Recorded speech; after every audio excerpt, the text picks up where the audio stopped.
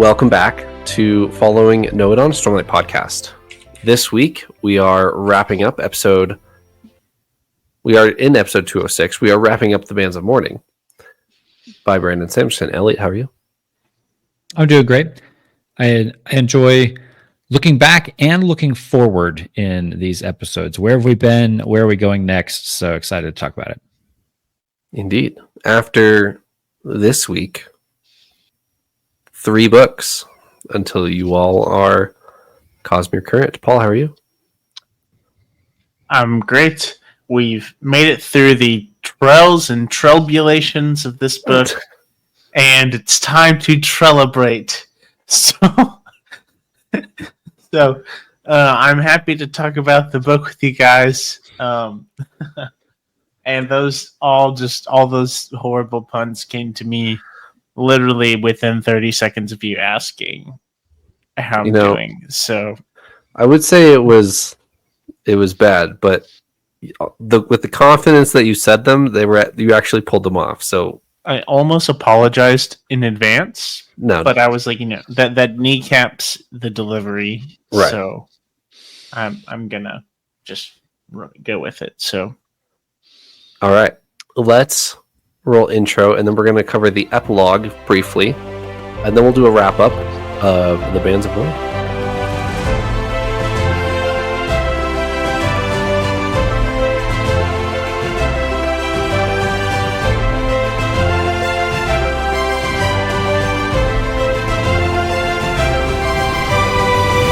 All right, I'm going to throw it to Paul this time.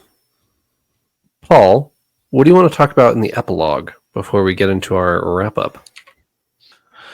I would like to talk about our evil, faceless immortals and Trell.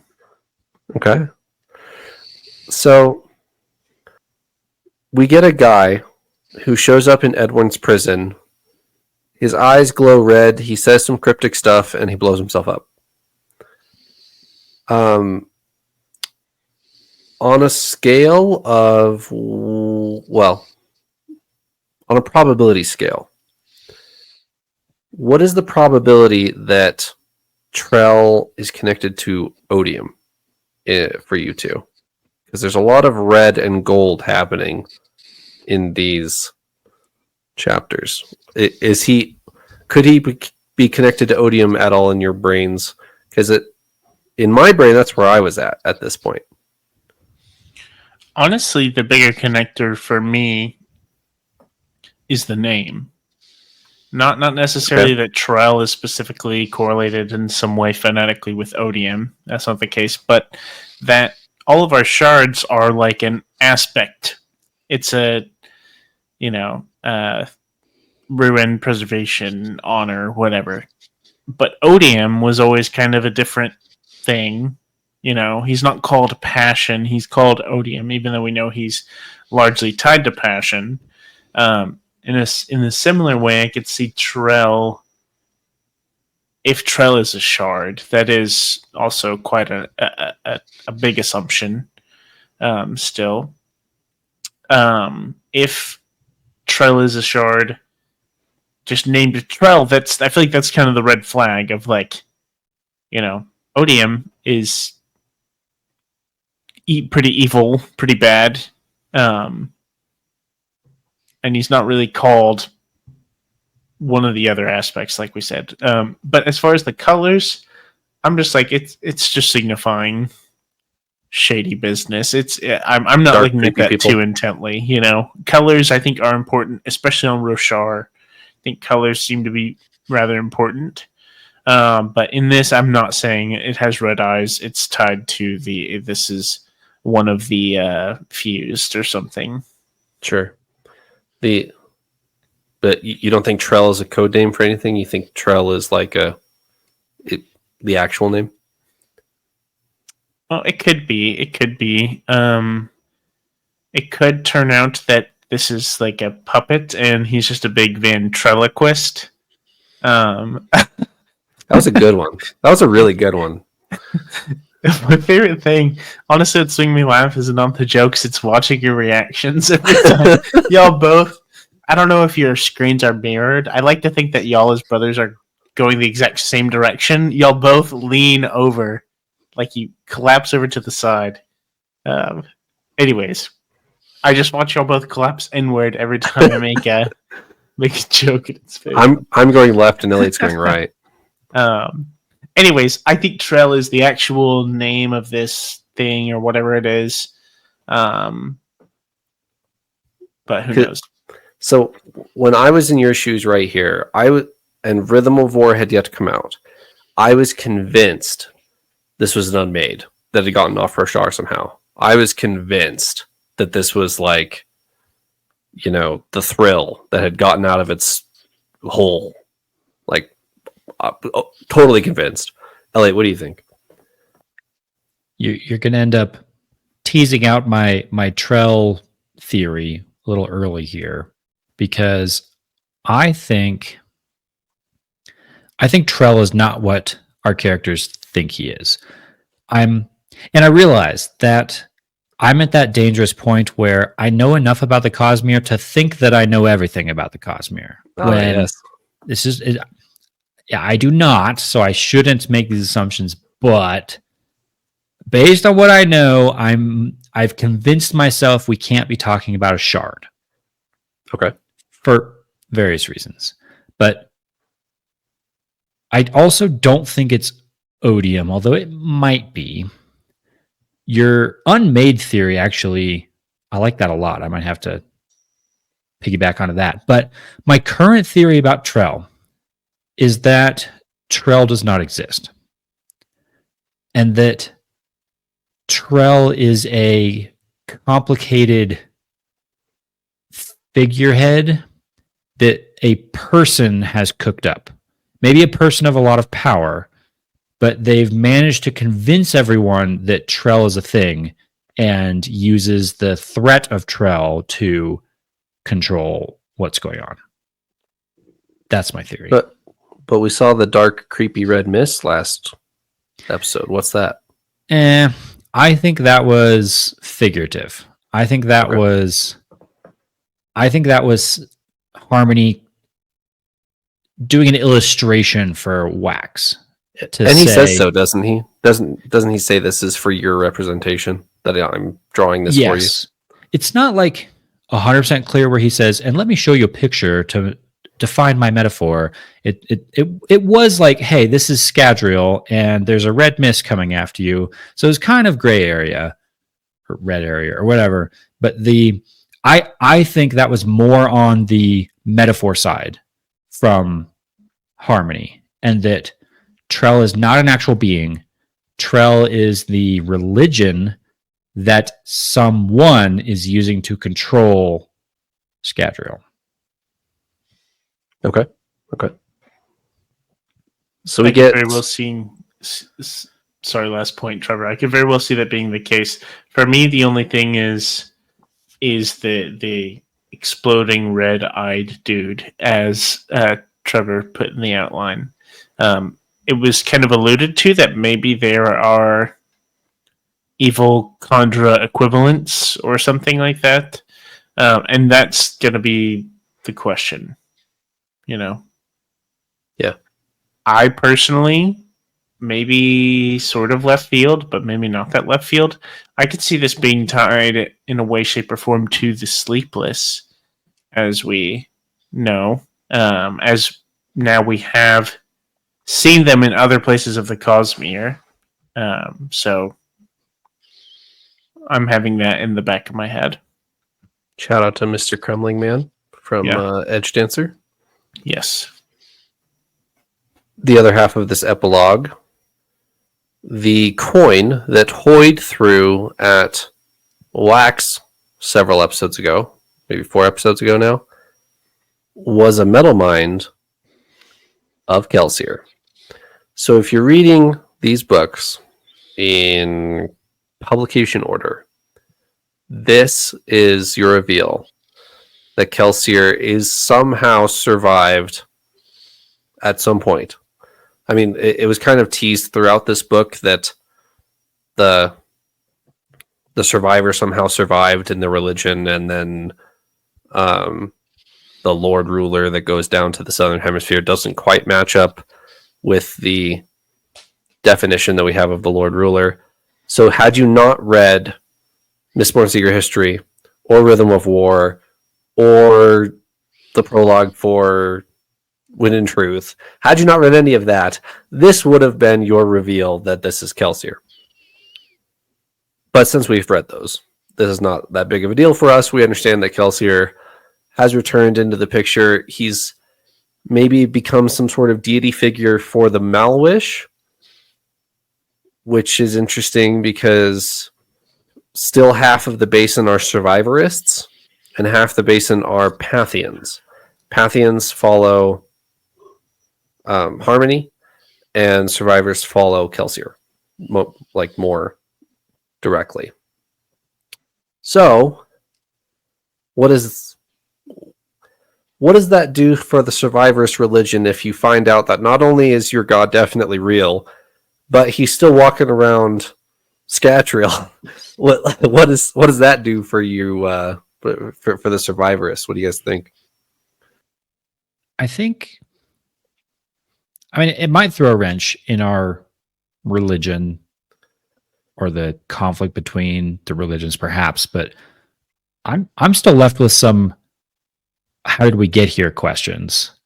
Because when we left Kelsier, he was very stuck in the cognitive realm. Right. And now we're talking about physical realm. Like very clearly, he walks in the physical realm, into this society of people living at the South Pole or whatever, and claims to be the Lord Ruler, not very Kelsier-like, and starts a religion. Like, how? Why?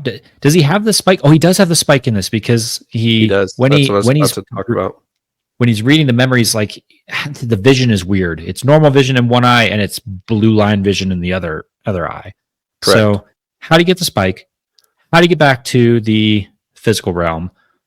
Why is he just doing seemingly random stuff like claiming to be the Lord Ruler and going and starting a religion to himself, complete with statues and bands of mourning on the tip of a spear? Like, why? So, two things I'll talk about here. One, I want to go back to that chart on maybe a mechanic of how he can do this here in a second that we were kind of talking about last episode. And there was another thing. Paul, you mentioned this. This is escaping my brain at the moment. Hold on. You mentioned something like last or 2 episodes ago. It'll come to me. 1 second. Oh, got it. Okay. Marisi. Paul, you mentioned that Alec gives the medallion to Marisi, the interpretation medallion. Do you remember this? Yes. And in the next chapter, he does. He gives the interpretation medallion to Marisi, and it doesn't work. Do you remember Alec's explanation of why it doesn't work? Either of you? They end up having a conversation about connection, right? Or yes, specifically like connection to the land. He says, right, when I wear this medallion, it gives me connection to here, which apparently gives me the language. When you wear it, you're already connected to here, so it doesn't do anything. Right. So, in essence, this is kind of like a soul stamp in that it's manipulating your spirit web to think you're from here, and so that's why Alec can then speak whatever language they're speaking from the basin or whatever.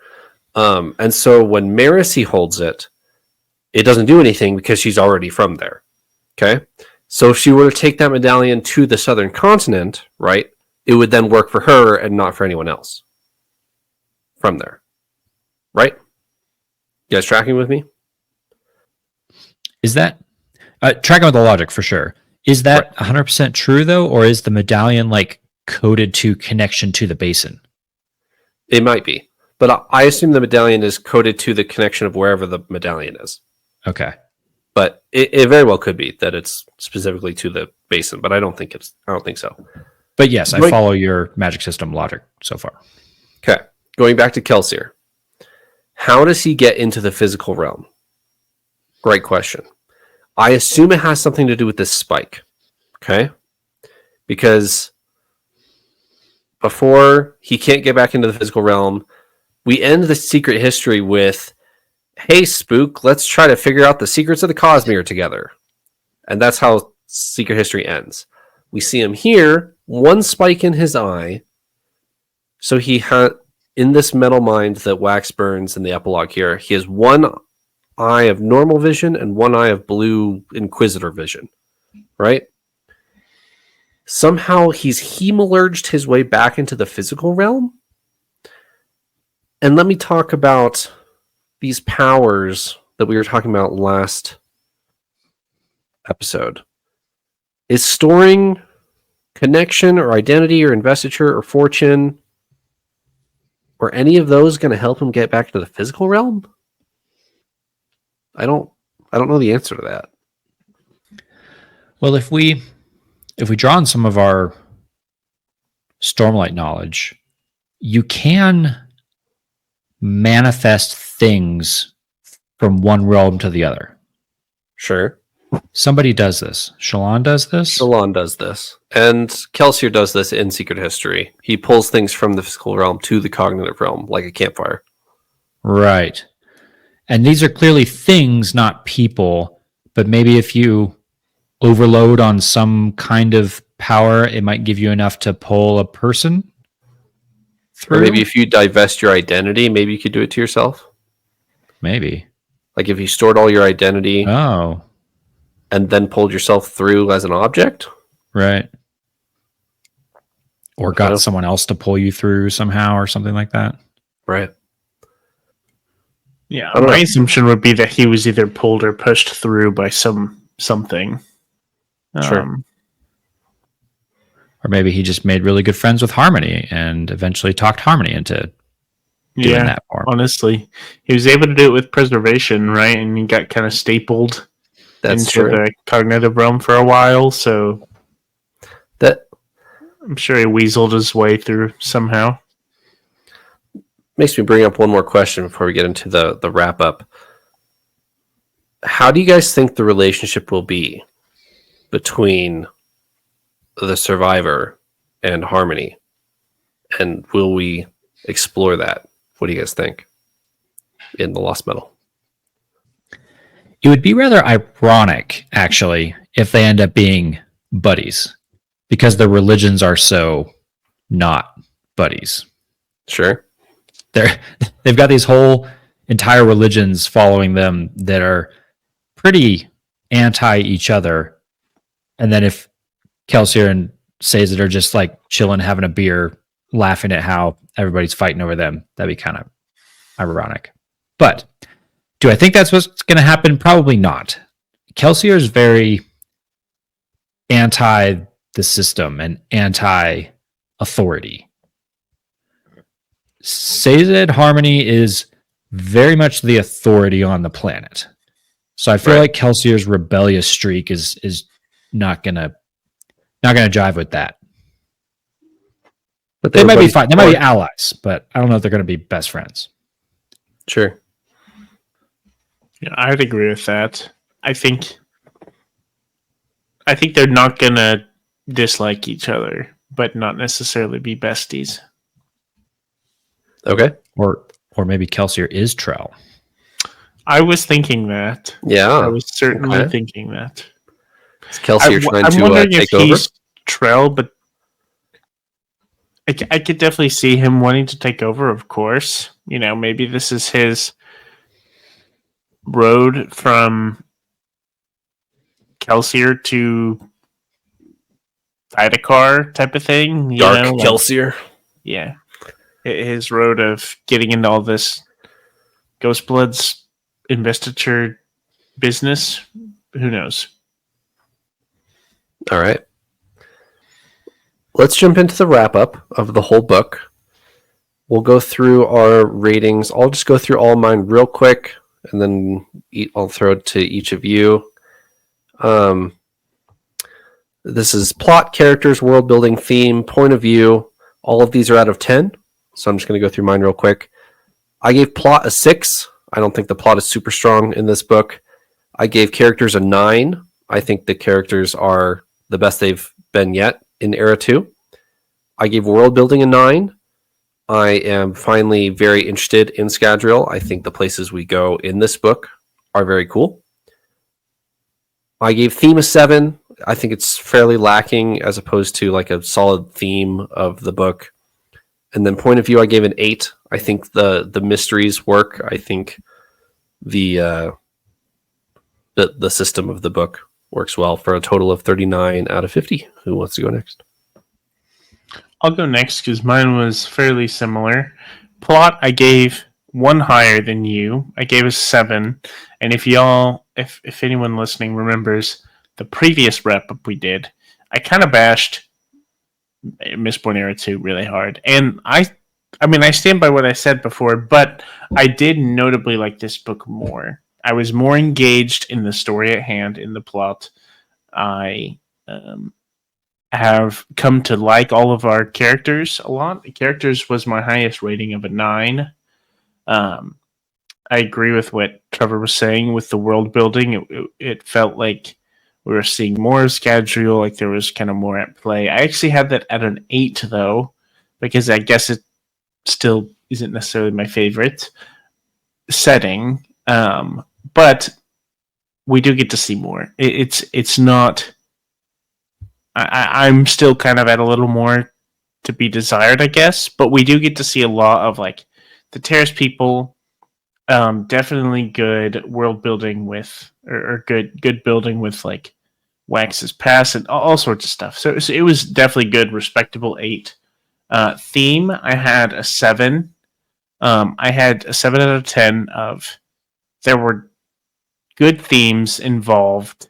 And kind of this notion of Wax finding, him growing up, finding what is right for him to do, where he thinks he should go compared to what is taught to him. But it wasn't a super standout to me on theme in other ways. And then point of view, I had an 8. Good all around. So that results in a total of 39 out of 50 as well. And I had a lot of similar thoughts to you guys. I think I just rated slightly harsher, but for a lot of the same reasons. On plot, I went 6 out of 10. I think the plot in this book suffered a little bit. The other ones felt a little more fluid. There were times in this book where I was kind of wondering, where's all this going? And then the directions it went were not even necessarily what it felt like it was leading to. So plot was a little bit windy. Characters, though, I thought was quite strong. I went 8 out of 10 on characters, which is higher than the previous 2. I think we really did get some good character moments. Specifically, if you zoom in on a few like key moments for various characters, I thought it was quite good. So 8 out of 10 there. World building is 9 out of 10. This is Brandon's strongest area, I think, throughout, but even higher than the previous ones because of, you guys mentioned it, the new places that we go, the new kind of ways the magic system is playing with the world, the technology. I thought it all is building on itself well and getting into a lot of really fascinating world building kinds of questions. But then we get to theme. I dropped this one all the way down to 5 out of 10 for theme, which is only the second time ever I've given Brandon a 5 in any category. And it feels a little harsh, but this book was a continuation, I think, of the theme from the previous book, which was kind of the whole question of should God get involved? Should God be acting in the world? But we really only get a few scenes that touch on that in this book, whereas the Shadows of Self really wove that theme throughout the entire narrative. You were constantly coming back to that. Wax was constantly worried about that. In this book, it really felt like we just kind of ignored the greater theme of what was going on until Wax died. And then we kind of brought it front and center, had a really good scene and conversation about it, but I just didn't feel the theme throughout the book. And so it kind of fell flat for me for that reason. But then point of view shot back up to a 9 out of 10 for me. Really strong. I think point of view, or at least kind of how I interpret that category, has been really strong in Mistborn Era 2. Probably stronger here than others, simply in the fun way that the characters are exploring the world around them. They are going about it in a way where they're enjoying themselves and having fun and maybe being a little more carefree than maybe some of our other point of views in other worlds, and I think that rubs off on me as a reader. So the characters are having fun, so I'm having fun, and that kind of shows itself in the point of view and how we're discovering the world. Good work. I want to, moving into more general thoughts, I want to touch on world building. Paul, I don't know if we've had this conversation on air or off air, but before getting into Mistborn Era 2, you were fairly uninterested in like Mistborn with guns and trains, right? Like that didn't seem super interesting to you. Now that you are 3/4 of the way through it, is it working for you, or is it still not? Is it what you were expecting and you're underwhelmed by it? So I will say it has exceeded my expectation at this point. Of it's quite simply a setting that I wasn't as interested in, didn't seem engaging or gripping to me. But it what has really shifted that a bit is Brandon's cleverness with technology and the magic system working hand in hand, instead of being like a weird hindrance. Because I think part of my hang up was thinking of all the action, the fighting scenes and stuff in Mistborn Era 1, for example, of like the Elemancy powers flying around, fighting with glass knives and stuff like that, these daggers, things like that too. In my head, before reading this, just like, okay, you have these people with these cool magic powers, but you just pull out your pistol and shoot them, and then that's it, like it seems like it would throw a weird wrench in it, but it has. Brandon Sanderson has done a really good job of allowing technology to kind of enhance and be I guess kind of like a hand-in-hand partner with the magic system, of things like Wax having a gun that only a steel pusher, I guess, could activate or engage or disengage the safety of the gun, right? And all sorts of things like that. The way that it's ramping up to a large-scale future with this whole like Alamancy metal mind bomb thing of like throwing that and having a leecher or whatever they were called. I think it's called a leecher. Drain the metals from people. The way that it has turned out has been really good. So it has definitely exceeded my expectations. It's gotten me more engaged. And for me, what's most important to get engaged are the characters over the actual setting. If it's characters I can really, I'm really interested in and can, get involved with, then I'm gonna enjoy it, even if the setting isn't my favorite. And I think that's very much the case here. Of the characters, very well written. I'm very interested in them, and I'm eager to see what happens. So it's that worry about the setting has really gone more to the back burner at this point, and I'm more so just getting to enjoy the story of it all. Throw this to Eliot here in a second, but I just wanted to echo a lot of what you just said. I had no idea what I was getting into when I first listened to The Alloy of Law. I didn't even really process the title. Like, I finished The Hero of Ages, Googled what the next Mistborn book was, and started it.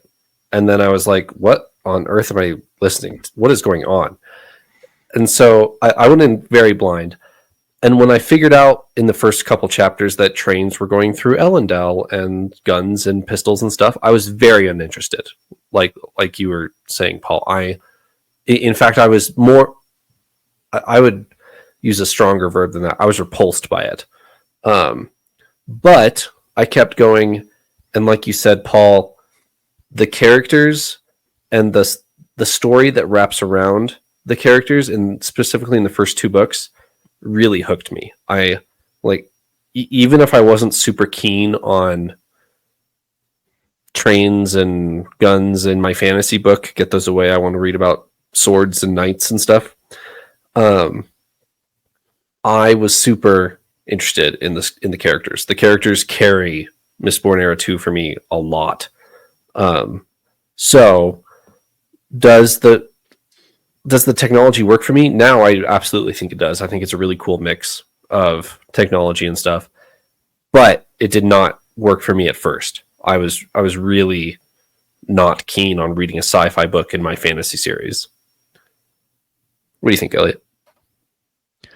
I agree with pretty much everything you just said there. I think the characters carry it. You want to read more about these characters regardless of what world they're going to be in. I think for me, the technology works really well. It makes me really interested because I like the mechanics of a fantasy world. I want to know about, well, give me the rules about how the magic works. And so when you throw into that also all these developing technologies which interact with the magic rules, that's just really cool. And I like to do thought experiments on it.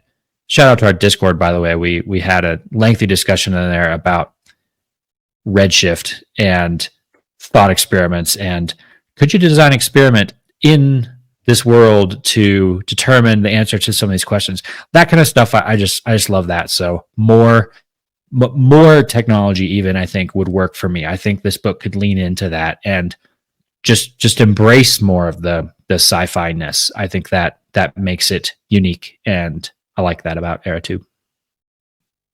Sounds good. Let's talk about the plot specifically of the Bands of Mourning, and less so like general Era 2. I think the plot is the thing that could be most improved in the Bands of Mourning. I think it's fairly lackluster and aimless. Like it, and I don't even know if that's the right term, because they specifically give us 3 goals at the beginning of the book, and we check off all 3 goals, and that's the whole book. But it never feels like the plot has like super high stakes, like the previous book does for me. Because in Shadows of Self, I know the plot doesn't work for a lot of people in Shadows of Self, but for me specifically, I think Bleeder is a great villain, and throwing tensions against the wall in Ellendale, I think that's a really cool idea, and having a Khandra go rogue, I think is a really cool idea. I don't know if Ed Warren has enough screen time to really feel like he's been hinted at the last couple books, but Ed Warren has 4 chapters before he's blown into smithereens in the epilogue. Like I never feel like the plot does much for me in this book. That's all I have. How would you feel? Question for you on that, Trevor. How would you feel if we got like a bunch more Telson flashbacks throughout? If it dove into like Wax's relationship with Telson, and then like led that into the twist of her being a bad guy, would that enhance the plot for you? Maybe. I think if we rescued Telson last book, that could have been more interesting, in that we had some downtime where, we've rescued Telson, success. Now we're going to go after Ed Warren. Oh, Telson was on Ed Warren's side the whole time.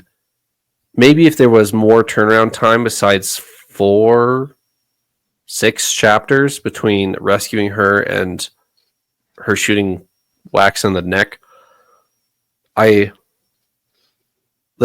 The whole Telson thing, I have zero emotion towards. I don't hate Telson. I don't love Telson. I have zero emotion for Telson. So her shooting him in the face, kind of like Eliot, what you were talking about, Lessie in the last two books, how you could absolutely see how Lessie turning on Wax, or the reveal that it's Lessie, means a lot for Wax. It doesn't mean anything for me. That's the same with that's me with Telsin. I don't care about Telsin at all, positive or negative. So maybe if we had successfully rescued her last book and then maybe gotten a couple like what appeared to be genuine heart-to-hearts between Telsin and Wax, like, oh, reunited siblings, common ground, like they're back on the same side, and then there's Telsin shooting him in the face this book, maybe it would have sold a lot better for me. I was just wondering if that would fill the villain hole that you're talking about. You know, we didn't have enough Endwar, and maybe it was Telsin we needed more of. I don't know. I follow what you're saying, but not quite sure what the solution is. One thing that's mildly funny is, we'll talk about this later. I was looking for my favorite quote for this book, and it's in the prologue, and so I looked up the book, and the very first words of the first word of the prologue is Telsin, which I just thought was kind of funny in retrospect. That's pretty cool, back. Actually. The very first word of the book is Telsin. And I'm like, wow, way to highlight it in bold letters from the very start, Brandon. You know, I was actually going to say that one of the things that has shifted my perspective on this series is the intrigue in regard to the villains in this book. Before Bleeder, in the previous book, Bleeder felt kind of like the goose chase to me. It did turn out to be, Lessie, which was like a really big deal. But I kind of knew, I guess, that the villain wasn't going to be the big villain, I kind of had that hunch. I think for me, it's the chase of who is the big bad, who is like the strongest, biggest bad guy that we're gonna have to face here. And it had set up for a while. It had set up Suit, the mention of Suit, and so it's kind of this long time of when are we going to see Suit? How is this going to work out? Suit is lined up, I feel like, to be the main bad guy.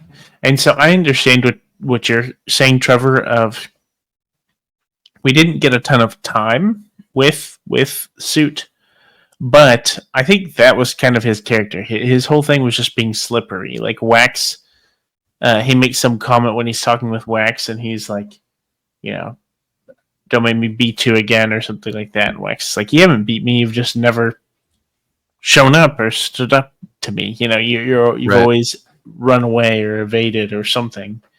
And so that paid off big for me. Suit has paid off big for me, and especially the ending. The ending where, it feels like the past two full books, it's been setting up Suit to be this bad guy, and then he's just killed by whoever he was working for, I guess, working with, just like he was nothing. Then I'm like, okay, well, there's obviously something way bigger going on here. If our main bad guy is just like, we don't need you anymore, and they kill him themselves, it's not even like we discover he's working for somebody and he's like a very trusted person to them. He's just like fodder, kind of thing. Really kind of paid off big for me, and so it has me very intrigued going forward. So, what is this book? Is it a comedy? Is it a mystery? Is it a romance? I think we made a mention of like the Indiana Jones, what's the term? Not dungeon, little, temple or whatever, all the booby traps and stuff. Honestly, it kind of falls in line with that. It's action. It's like, there's probably some romance, some like comedy in there. It's just kind of all of the above, an action adventure. Yeah. Book. You know? Yeah, I think like, The Last Crusade or Raiders of the Lost Ark, I think is actually a really good comparison. Yeah. I still can't get out of my head the Robert Downey Jr. Sherlock Holmes movies. Don't they dodge bullets in that movie? Yes. Yes. Yeah. That like cheesy, but cheesy on purpose action comedy movie. Like that's what we're doing here, which I think it works. I think it gets a lower score from me as you see in some of my book ratings here, just because I think it maybe falls a little bit in between a bunch of different things it could be. It's not really all the way rom-com. It's not all the way mystery detective. It then tries to throw in like because we're still trying to ask God what the purpose of life is. Yeah, like, exactly. and then we drop into purpose of life and like religious commentary, which all of those elements on their own done well. When they're all together in one book, I'm just left a little bit confused as a reader of like what is this? So it doesn't completely ruin it by any means. I think it just leaves it for me a little bit stranded in kind of a no man's land. Sure.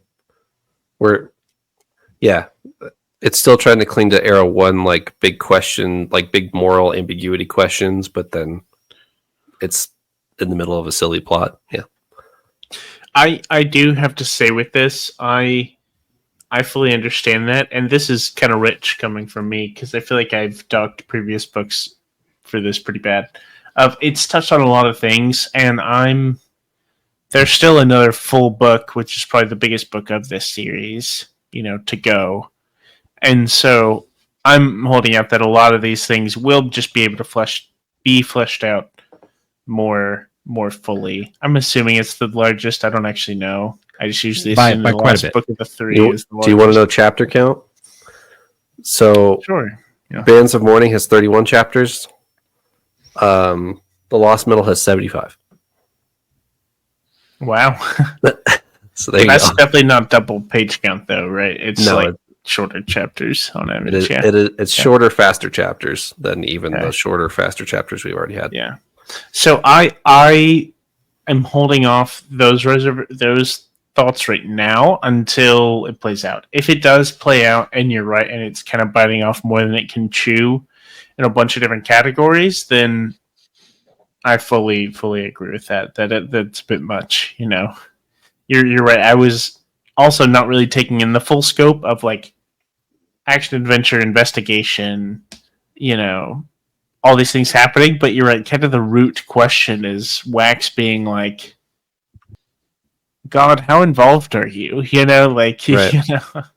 I guess it's a bit peculiar. Any other general thoughts before we get into characters? This might segue us to characters, actually. One just general thought that I came across probably 3/4 of the way through the book, and it stuck the rest of the way. For me, Wayne got pretty obnoxious in this book. He went from comic relief to like starting to border on cringe territory for me. And I know that's going to step on a lot of toes, and I kind of feel bad about it. I hope that Wayne comes back for me next book, but this book, I don't know. Well, I got either good news or bad news for you. The prologue of The Lost Metal is a Wayne point of view. I'll find out fast then, I guess. Yeah. All right, let's get into favorite characters. Mine is Wax for two specific reasons. I think Wax has two of the best scenes in the book, and it's not close. One is his conversation with Harmony. I think he has a great conversation with Harmony that we read last episode. Two, I think he has a very great heartfelt moment with Steris at the end of the book. The last 2 pages of the book, where he surprises Steris with their marriage at the end of chapter 31, and it's his short monologue there of, Steris, I want to marry you not for our engagement that we've already drawn up, not for our house union, but because I love you and because I want to be with you for the rest of our lives. I think it's a great line, and how it cuts through to Steris, and both of them show emotion, as both of them have been fairly emotionless, maybe Lessie aside, like scenes like that, but both of them have come a long way since drawing up their marriage contract in the first scene we see them in.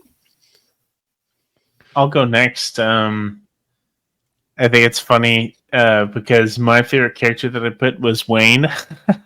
I'm sorry. But no. I understand, because the feelings that you feel is how I've mostly always felt. Not always, but for the most part, always felt about Lopin. Actually, I've just not really. It just doesn't land for me. It's just more awkward. I don't necessarily appreciate what he brings to the table, I guess. But Wayne, I think, has been very fun, and I keep thinking that there's going to be more to him still. Maybe it's a fool's hope here. But I've been thinking that there's some weird caveat with Wayne that we don't know. I definitely have honorable mentions of Wax and Steris. Wax is just kind of the stand-up all-around good to root for protagonist, I suppose. And the reasons Trevor mentioned were very good. Of the conversations he's a part of are my favorite moments in the book. And then Steris really was the big step up in this book. She got her screen time and rocked it. You know, it's fun seeing the dichotomy of Steris and Wax, and I just think it worked really well.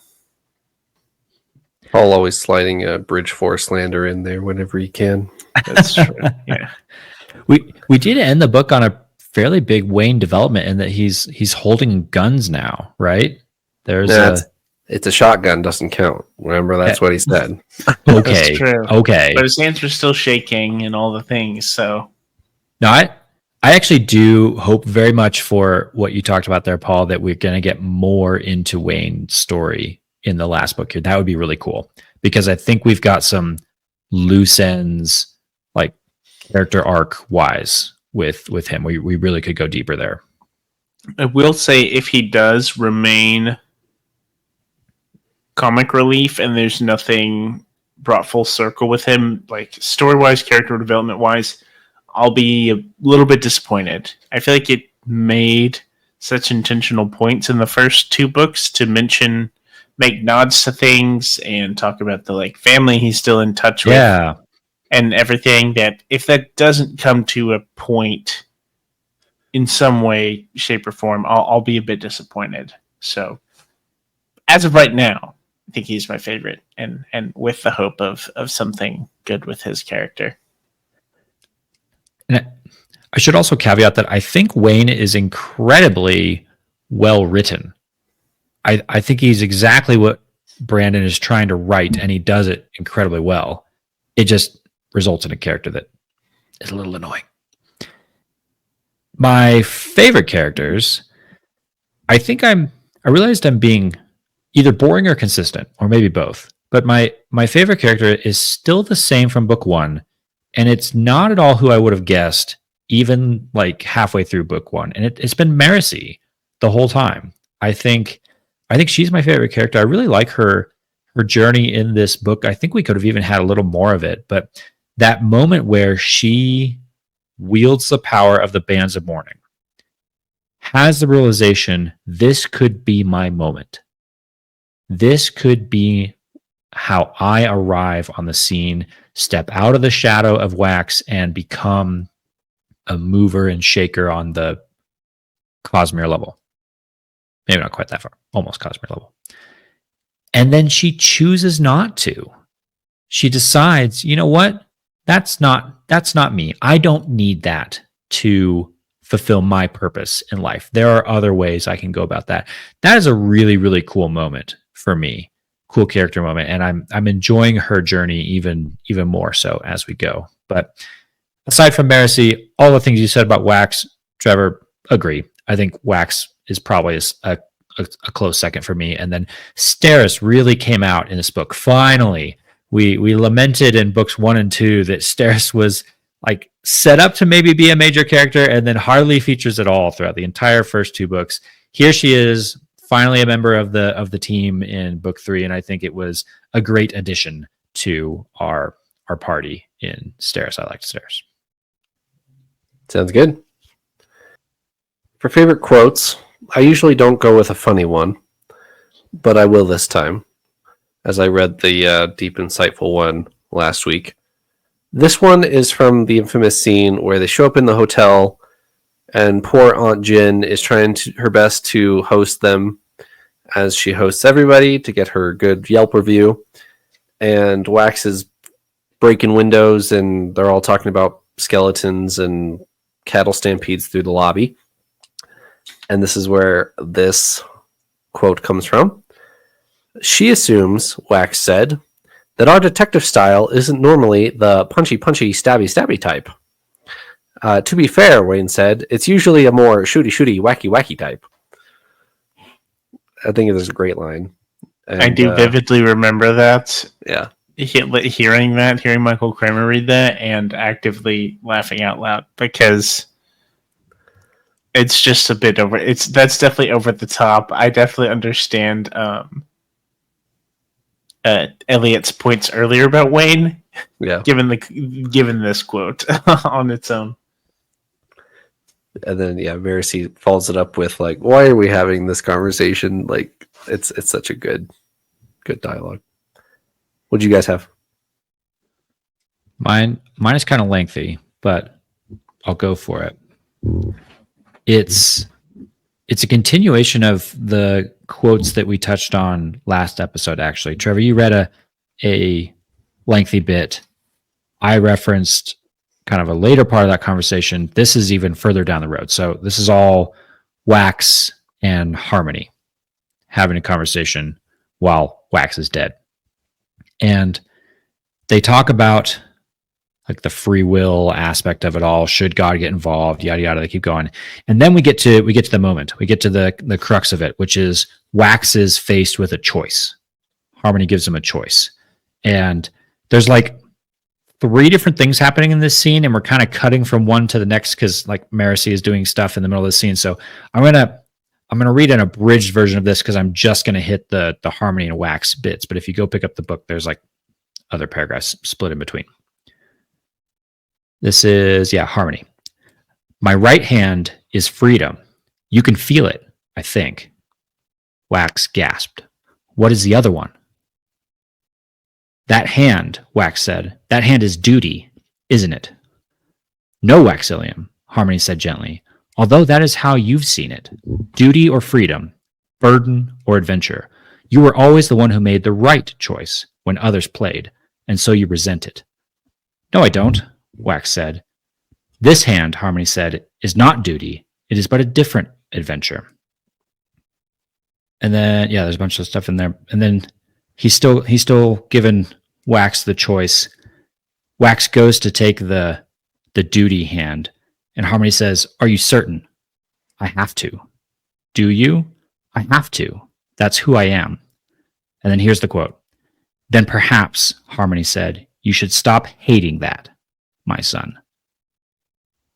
That moment, you need the context of all of that for it to hit. But when it does, that was a gut punch for me, like in a good way of, wow, Wax is so keyed into doing the right thing. He's always ready to sacrifice himself to do what's best for those around him. But what he doesn't realize is that is feeding into this resentment that he carries.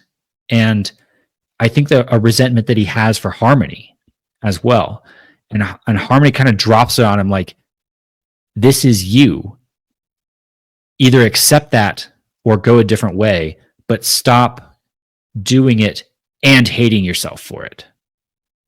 Realize that this is you and learn to love you. I'm kind of reading into it, but that's where that quote took me, which I thought was pretty powerful. You know what I got from that quote?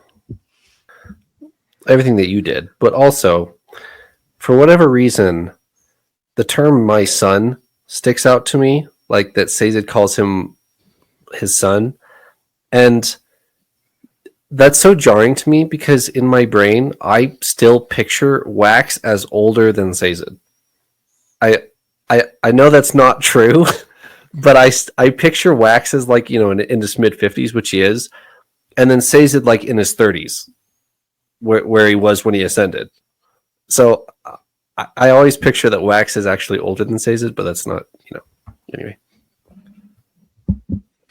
Well, Elliot, I also thought that quote was Trell Mendes, so it was really good. After all this, Paul, you better have a quote that has to do with Trell. I do not, but I do. My quote. This was one of my favorite moments of the book, and it's in the prologue, and it's kind of just setting the scene that I've referred to a couple times of Wax kind of going to find his path, his morals, his code, what he needs to do. So this is near the end of the prologue after Forge has been killed by Waxilium or incapacitated or whatever. Anyways, I'll read it here. It says, "People poured into the room. Waxilium leaned down, picking up the bullet casing off the wet floor, then stood up straight and faced them. Telling Dwar, his grandmother, the elders, he registered their horror, and knew in that moment they would hate him because he had brought violence into their village. Hate him because he was right. He stood beside Forge's corpse and closed one hand around the bullet casing, resting his other on the head of the trembling child.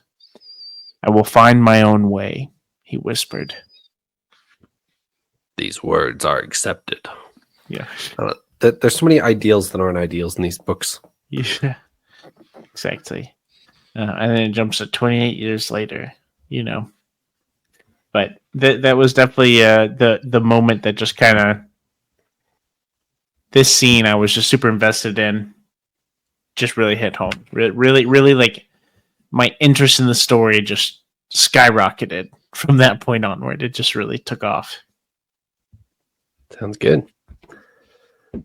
That concludes the Bands of Mourning. The Lost Metal. I want to ask you two a question to start this. Predictions and expectations for the final book of Era 2 of Mistborn.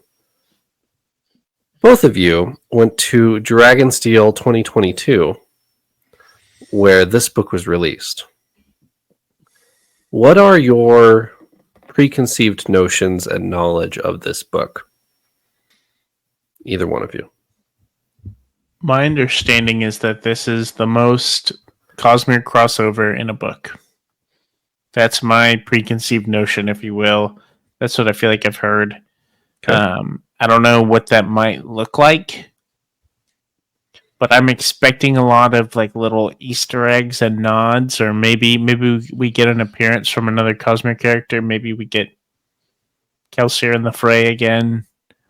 I'm not sure, but that's kind of my general premise. Is this one is supposed to be way more Cosmere aware than maybe the Era 2 books we've been reading so far.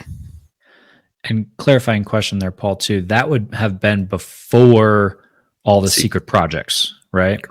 Correct. Yes. Yeah.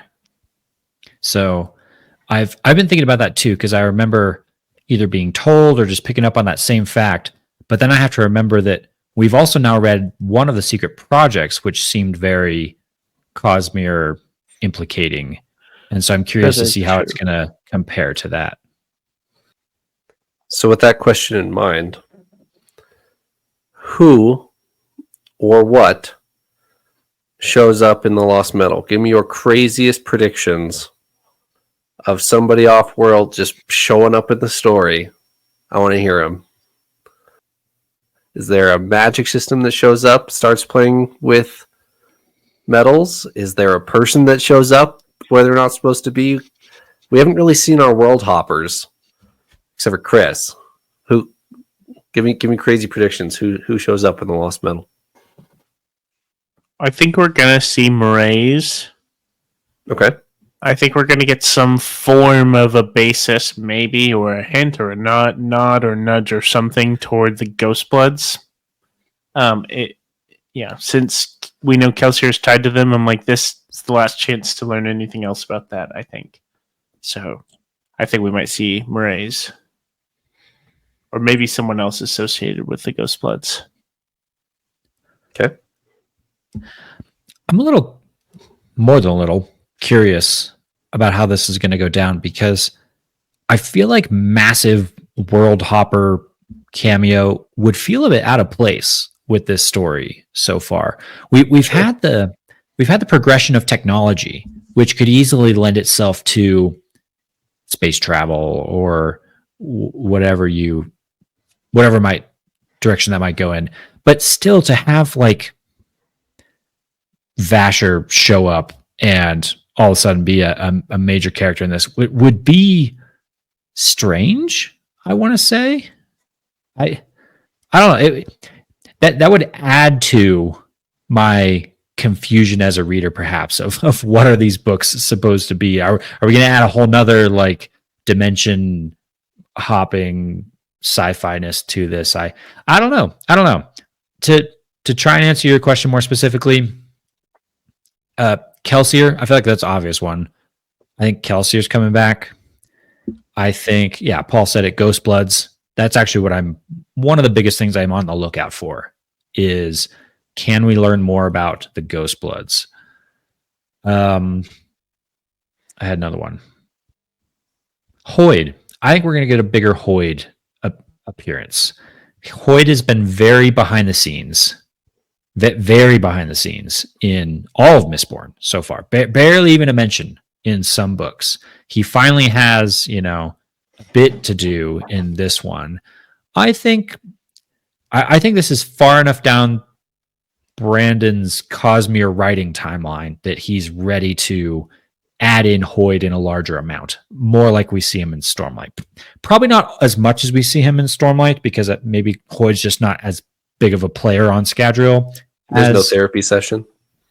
Correct. That's what I'm predicting. Yeah, no therapy session, but multiple appearances and more than 5 lines of dialogue. You know what? I was actually just about to make the prediction that I think we will get a Hoid therapy session. Okay. I think it may not be a full chapter. It may not be like a huge thing, but I think that's going to be the thing. Because, of course, if we're talking about Cosmere things, like Hoid is obviously the front runner, like always, of him being in some way involved. But I think he may be a little bit more of a player, or kind of come out of the woodworks to do something, So I could see a therapy session. I had another prediction I was thinking with that too, and I forgot. I do think we will certainly see more Hoid. Oh, I know who it is. I know who you're fishing for, Trevor. The world hopper for the Lost Metal is Tress. There we go. Unwritten yet, Tress? Is that what you're talking about? Yeah. Yep. Of course. That's why we're reading them in the order that we are. You knew that we needed the cameo appearance in the Lost Metal before we go pick up Tress of the Emerald Sea, which Brandon hadn't even written yet, but he knew he was going to, so he planted that ahead of time. Yeah. So now if you read them in that order, you can go, whoa. I agree. Right.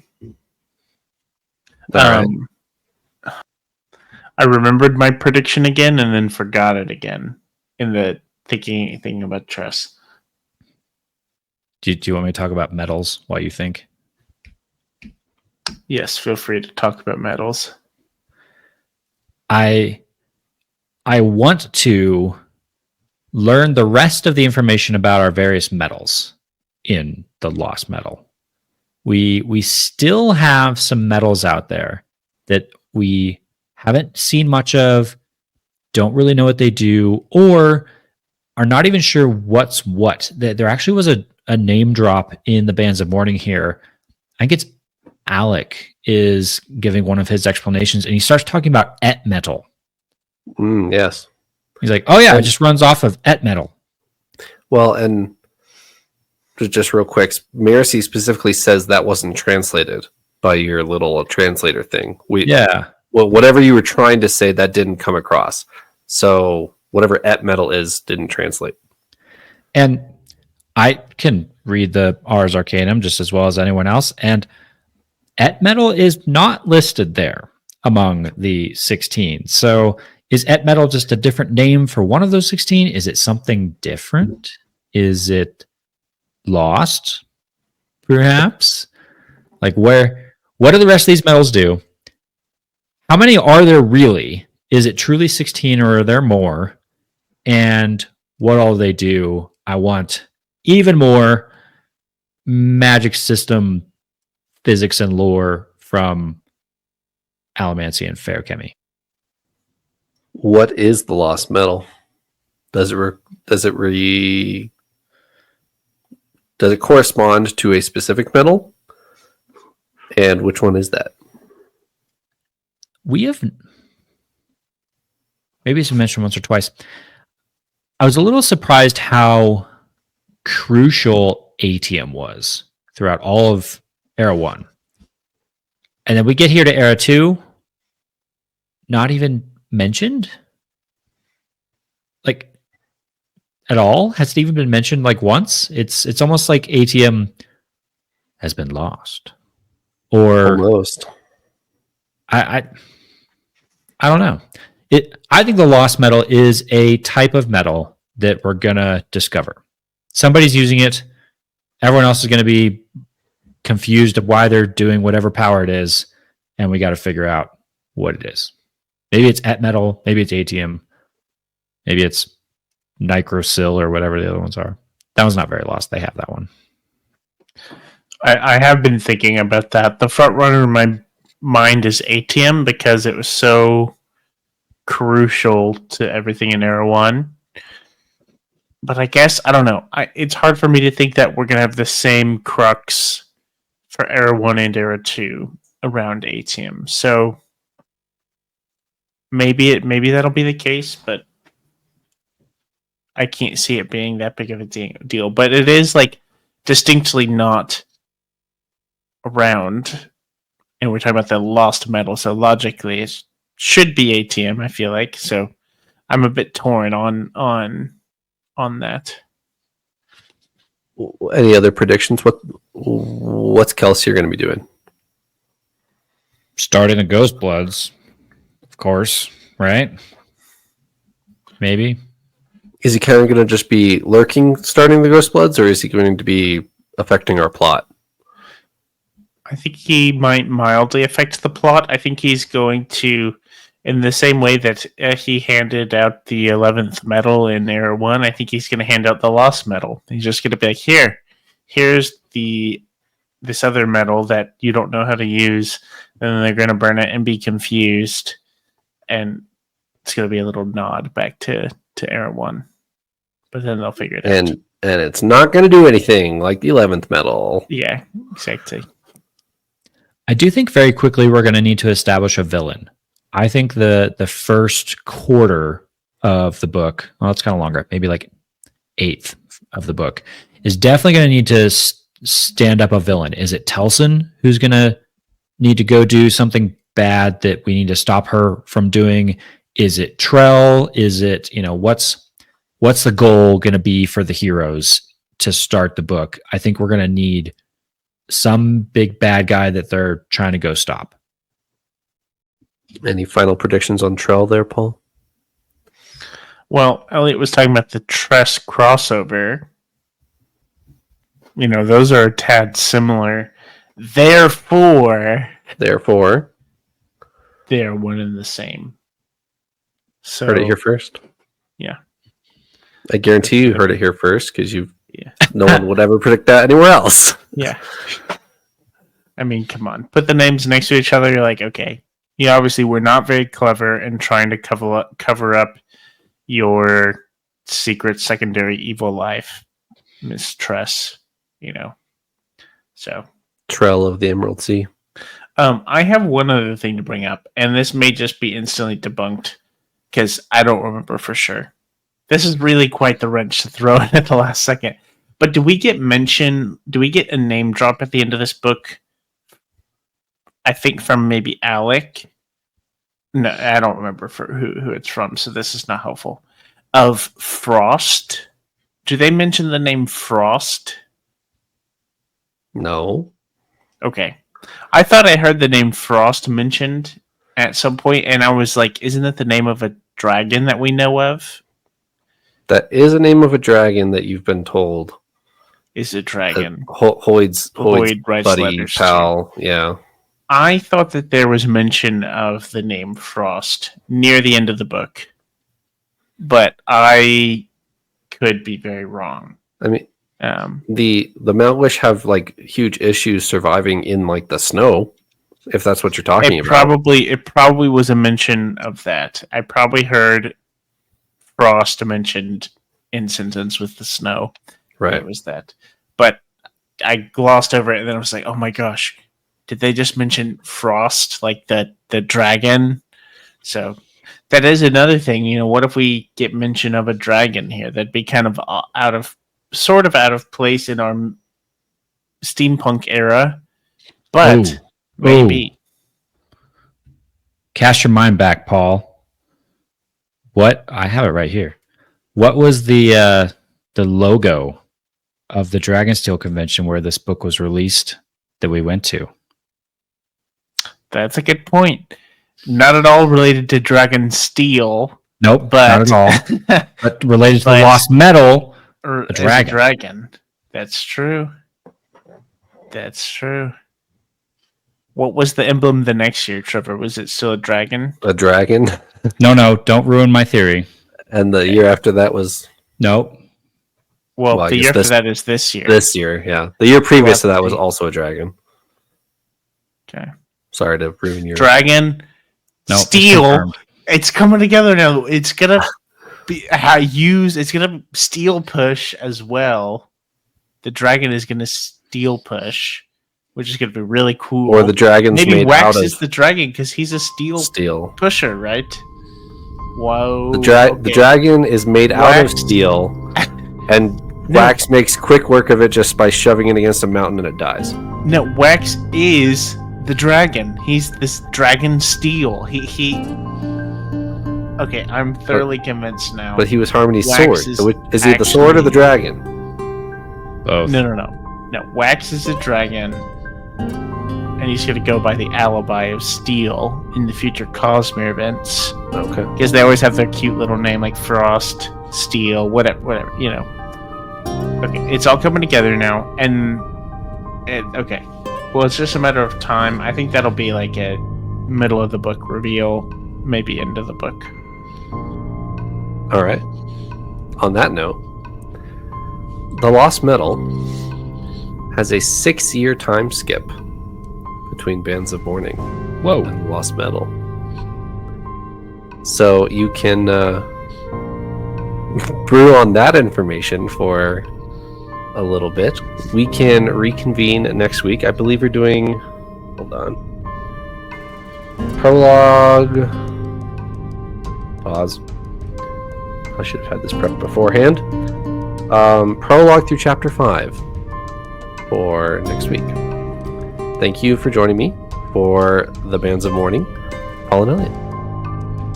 There's always more secrets. Trello and goodbye. Brilliant. Well done. Thanks.